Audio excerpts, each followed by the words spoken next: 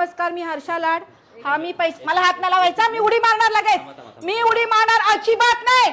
उडी मारू मी उडी मारू. मला भेटायचं नाही. 20 वर्ष नाही. तुम्ही जर ह्या माणसाला जर तुम्ही हात लावलात ना, मी उडी मारणार.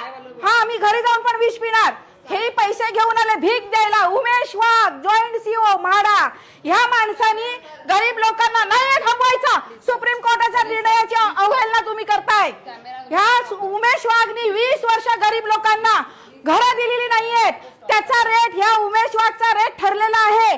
तुम्हाला कुठे रूम पाहिजेत? ह्या उमेश वाघनी म्हाडामध्ये, बँड्रामध्ये, म्हाडाच्या इथे एजंट पाळलेले आहेत. कुठे रूम पाहिजे? 1 लाख, 2 लाख, 3 लाख, 10 लाखापर्यंत ह्या उमेश वाघ सीएची पैसे द्यायची एक रक्कम एजंट कडून ठरलेली आहे.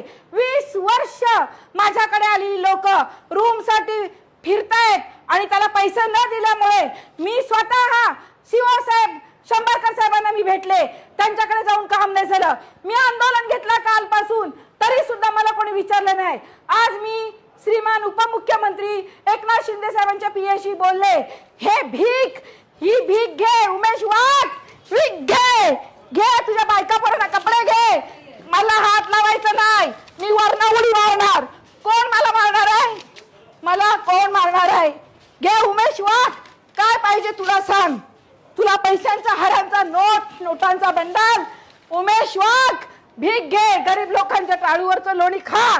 10-10 लाख रुपये देतात त्यांना रूम. तुमच्या सगळ्या भ्रष्टाचाराचा भांडाफोड, सामूहिक आत्महत्या आता सगळ्या महिला करणार. त्या दिवशी 3 तारखेलाच, 27 तारखेला एक महिला उडी मारणार होती 3ऱ्या माळ्यावरून. मी थांबवलं. त्यांना सांगून नाही पटत आहे. घे उमेश वाघ. तुला काय पैसे पाहिजेत? तुला किती पैसे पाहिजेत? घे, देते तुला. घे. मुख्यमंत्री साहेब, जर एकनाथ शिंदेजी, जर तुम्ही आज नाही सांडवलत ना, हे थांबवणार नाही मुख्यमंत्री साहेब. कोणीच थांबवणार नाही. कॅमेऱ्यात सुप्रीम कोर्टाचा निर्णय आहे. मला अटक करा कायदेशीर. मला माझा कॅमेरा बंद केला. माझे पुरावे